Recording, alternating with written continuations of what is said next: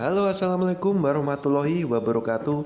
Teman-teman pecinta ikan hias dimanapun Anda berada. Teman-teman, di depan kita kali ini adalah kutu air dengan jenis Moina, teman-teman.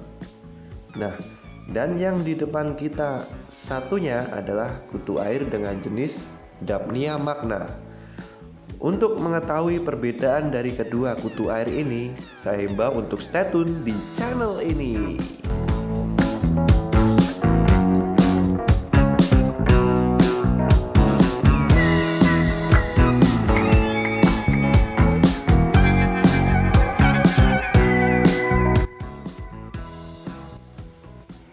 Oke teman-teman semuanya, yang menjadi pokok pertanyaan pada bahasan kali ini, apakah kita perlu untuk bisa membedakan antara kutu air Moina dan juga Daphnia magna?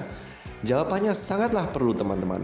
Karena walaupun kedua hewan ini sama-sama memiliki nama kutu air, tetapi ternyata perbedaan mereka sangatlah jauh dan signifikan teman-teman. Maka dari itu, pada kesempatan kali ini saya akan menjelaskan perbedaan mereka masing-masing. Oke, tanpa perlu berlama-lama kita akan mulai dengan cara membedakan satu demi satu teman-teman. Yang pertama-tama kita akan mengetahui ciri-ciri dari jenis kutu air Moina teman-teman. Dan sekarang saya akan mengambil sedikit media air dan saya wadahkan kepada soliter di depan kita kali ini, dan kita akan bisa bersama-sama mengamati seperti apa kutu air dengan jenis Moina seperti di depan kita kali ini teman-teman. Oke, sekarang saya akan mengambil sedikit sampel kutu air dengan jenis Moina, dan teman-teman nanti bisa mengamati seperti apa sih wujud dari kutu air Moina ini teman-teman. Nah, kita masukkan kepada wadah soliter ini teman-teman, dan kita akan bersama-sama melihat bentuk fisik dan ciri-ciri dari kutu air tersebut. Kutu air Moina terkenal sebagai kutu air yang memiliki ukuran lebih kecil daripada Daphnia magna. Ukuran dewasanya saja teman-teman memiliki sekitar perbandingan 2% dari ukuran Daphnia magna yang dewasa teman-teman. Nah, maka dari itu kutu air dengan jenis Moina sangatlah baik dan cocok diberikan kepada ikan gupi yang berusia burayakan sampai dia berusia remaja. Karena ukurannya yang kecil itu, maka dia sangatlah pas untuk dikonsumsi langsung oleh ikan gupi yang masih berukuran kecil. Dan kita akan men-zoom video ini agar teman-teman mengetahui bentuk dari fisik kutu air Moina ini teman-teman. Nah, seperti itulah. Dia memiliki sepasang antena kecil yang berfungsi sebagai alat dia berenang dan juga sebagai saraf motorik mereka untuk mendeteksi makanan yang berada pada lingkungan media mereka berkembang biak dan hidup teman-teman. Nah,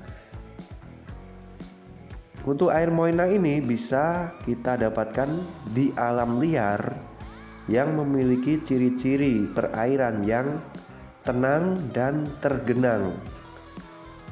Nah, jika ciri-ciri perairan yang saya sebutkan itu tadi memenuhi syarat, maka kutu air ini akan bisa berkembang biak dengan pesat di dalamnya teman-teman. Selain kita dapatkan di alam liar, kita juga bisa membudidayakannya dengan cara membudidayakannya pada kolam dengan air yang kita fermentasi dengan ramuan khusus yang bisa mendukung kehidupan mereka teman-teman. Biasanya kita bisa menambahkan air lele yang diberi EM4 teman-teman. Dan ketahanan hidup dari kutu air Moina ini sangatlah lebih rentan mati dibandingkan kutu air Daphnia magna. Karena jika kita ambil dari alam teman-teman, kutu air Moina ini hanya bisa bertahan hidup dalam selang waktu 2 hari jika parameter air yang kita gunakan untuk menampung mereka sedikit berbeda dengan parameter air yang berada pada alam aslinya, teman-teman. Maka dari itu, jika kita mengambil kutu air Moina dari alam, lebih baik kita segera memberikannya kepada ikan gupi ataupun ikan cupang, teman-teman. Nah, sekarang saya akan memberikan kutu air Moina ini kepada burayakan ikan gupi, dan kita akan bersama-sama menyaksikan mereka bisa mengkonsumsinya secara langsung karena ukurannya yang kecil, sangatlah pas dan cocok langsung dimakan oleh ikan gupi yang berusia burayakan, teman-teman.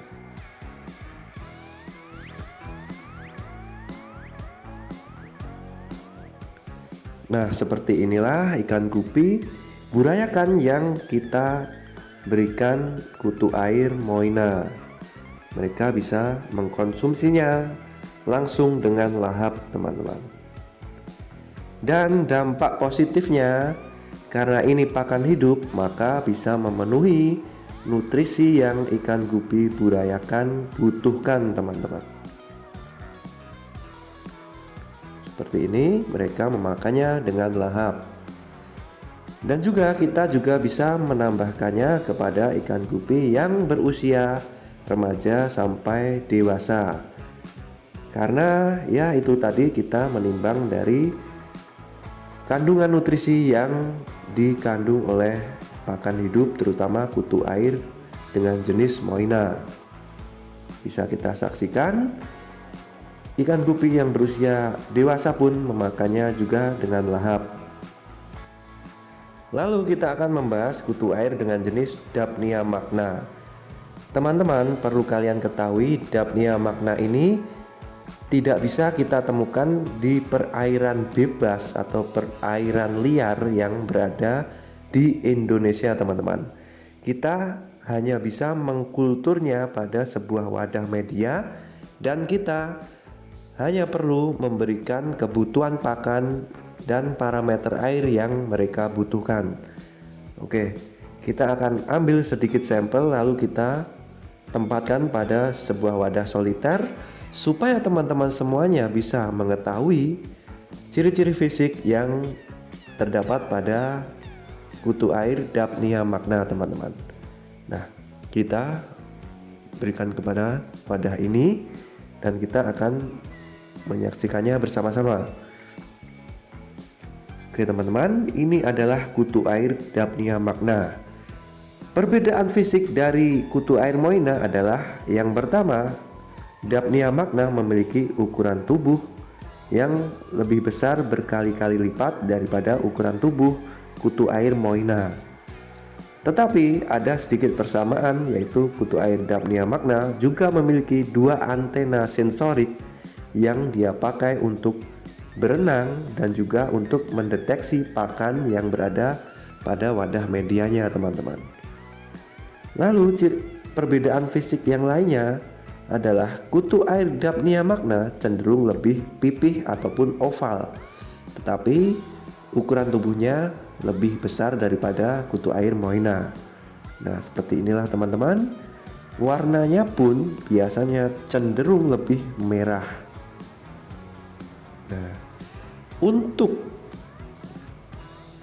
siklus dia hidup, dia bisa lebih bertahan lama karena dia untuk menjadi dewasa sampai dia mati biasanya bisa mencapai usia 1 bulan, teman-teman. Nah, seperti inilah, teman-teman, ciri-ciri fisik dari kutu air Daphnia magna.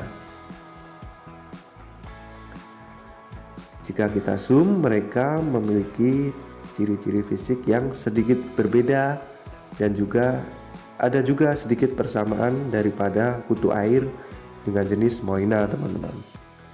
Lalu, teman-teman, biasanya kutu air Daphnia magna hanya kita berikan kepada ikan gupi yang berusia dewasa.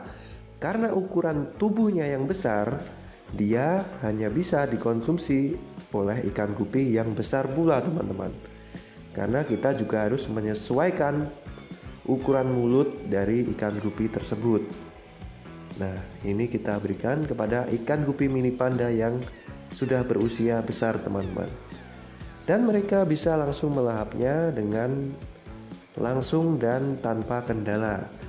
Jika kita memberikannya kepada ikan gupi yang masih berusia kecil, biasanya mereka akan tersedak dan mengalami masalah pada pencernaannya.